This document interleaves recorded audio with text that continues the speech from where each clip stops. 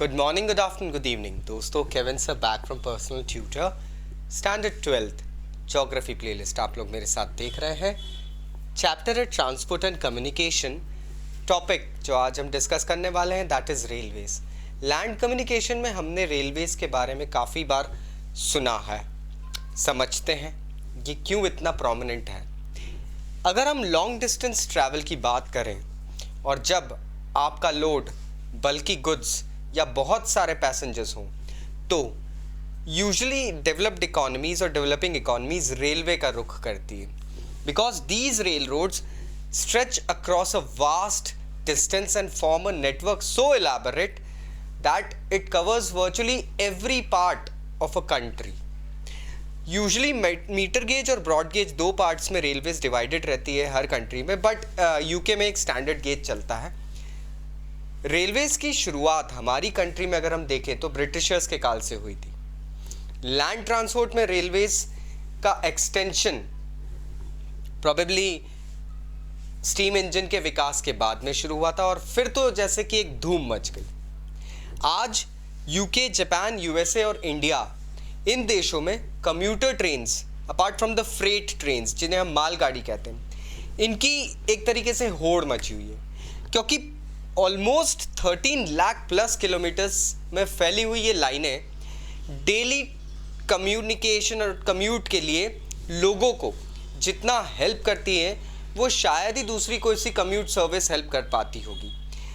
Leave apart the taxis, leave apart the bus system and all, but yes ये commute system सच में काफ़ी intense है। जानने के लिए आप इंडिया में कहीं भी जा सकते हैं। वैसे since I belong to Bombay तो आपको वहाँ की लोकल ट्रेन और दिल्ली में मेट्रो काफ़ी हद तक इस चीज़ का अंदाज़ा दे देती होगी। अगर हम दुनिया के डेंसेस्ट रेलवे नेटवर्क्स की बात करें तो वो आता है यूरोप में। Almost 440,000 kilometres of railway network जो कि डबल और ट्रिपल ट्रैक्स में फैला हुआ है। यूरोप में भी बेल्जियम एक कंट्री है जहाँ पे सबसे ज़्यादा रेलवे नेटवर्क मिलता है आपको। इसकी डेंसिटी पर 6.5 स्क्वायर किलोमीटर में 1 किलोमीटर है। मतलब 6.5 किलोमीटर्स में से 1 किलोमीटर तो आपको रेलवे का ही ट्रैक मिल जाएगा। This is really something that has to be taken care of. मतलब सच में ये बड़ा नंबर है।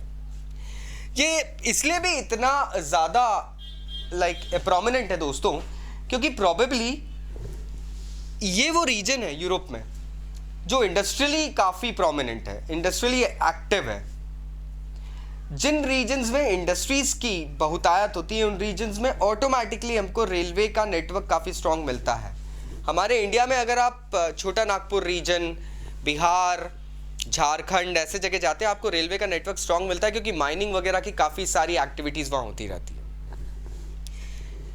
यूरोप की ही बात करें तो यूरो टनल ग्रुप ने एक चैनल टनल बनाया है जो इंग्लैंड, इनफैक्ट लंदन को पेरिस से कनेक्ट करती है।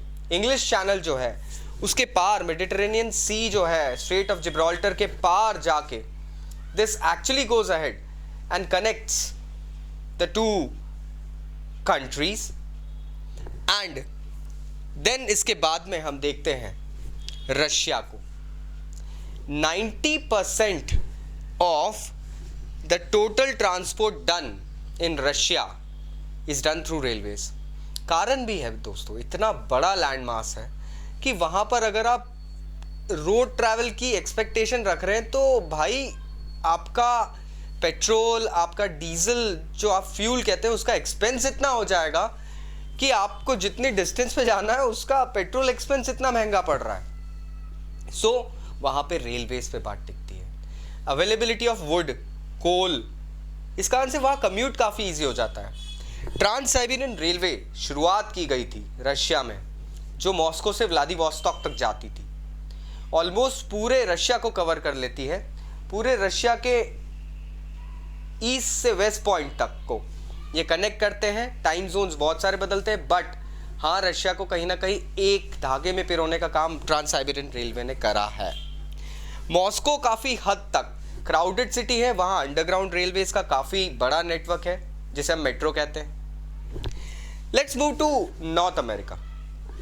नॉर्थ अमेरिका पूरी दुनिया के रेलवे नेटवर्क का एक अमलगमेशन लेके रखता है। 40% of world's total railway network is carried on in North America. कहते हैं वहां पर कोई सा ऐसा कस्बा नहीं है जो कि कहीं ना कहीं 14 to 12 किलोमीटर्स रेलवे लाइन से दूर नहीं है. कहीं ना कहीं आपको रेलवे लाइन वहां मिल जाती दोस्तों. हाँ, लेकिन कुछ ऐसे रिमोट रीजन्स है जहां सच में उनको मेंटेन करना काफी मुश्किल पड़ जाता है. Why North America is so much advance? क्योंकि नॉर्थ अमेरिका की शुरुआत अगर हम देखते हैं उस पूरे रीजन में फार्मिंग, माइनिंग, इंडस्ट्रियलाइजेशन, ये सब चीज़ें जब फॉर्म हुई थी, जब ये कॉलोनाइज्ड स्टेट से एक फ्री कंट्री में फॉर्म हुए थे, तो यहाँ पे ये सारी चीज़ें शुरू हुई थी. और लार्ज डिस्टेंसेस में ये जितने भी कम्यूट्स होते हैं ये काफ़ी काम आते हैं. ऐसे ही अगर हम बात करें तो एशिया रेलवे के बारे में कभी पीछे नहीं रहा है. रेलवे के मामले में एशिया की countries such as Japan, China, India, Indonesia, Malaysia, ये बांग्लादेश, इन कंट्रीज़ में रेलवे नेटवर्क इसलिए इतना डेंस रहा है क्योंकि इन कंट्रीज़ की पॉपुलेशन भी ज़्यादा है, उनकी नीड्स ज़्यादा है, डिमांड भी ज़्यादा है, फ्रीक्वेंसी इसलिए यहाँ बढ़ जाती है, इसलिए यहाँ पे डेंस नेटवर्क ऑफ रेलवे मिल जाता है दोस्तों. बात करते हैं हम अब अफ्रीका की. अफ्रीका में माइनिंग एक मेजर इंडस्ट्री है.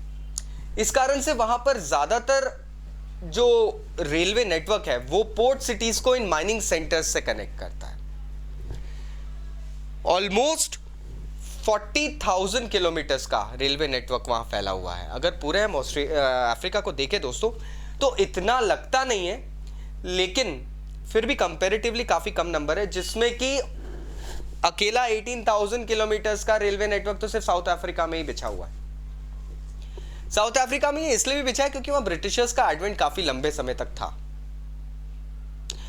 एक और रीज़न है कि अफ्रीका में रेलवे नेटवर्क इसलिए इतना स्ट्रांग नहीं क्योंकि वहाँ की कुछ कंट्रीज़ में इंटरनल कॉन्फ्लिक्ट्स हैं, इसलिए वहाँ का रेलवे सिस्टम सीमित रहता है अपनी कंट्री की बाउंड्रीज तक. आई होप अब आपको समझ में आया होगा एक रेलवे नेटवर्क, रेलवेज का मीनिंग, क्यों कंट्रीज़ में अलग अलग टाइप के नेटवर्क्स हैं, क्यों इतना डेंस है, यूरोप में क्यों इतना आगे है, ऑस्ट्रेलिया में अफ्रीका में इतना कम क्यों है. ऑस्ट्रेलिया में तो डिस्टेंस के हिसाब से रेलवे ही बचता है. Same situation like Russia. Still अगर कोई डाउट्स है तो नीचे कमेंट बॉक्स से कमेंट जरूर करना. I will be going ahead and replying. Thank you very much. Bye bye.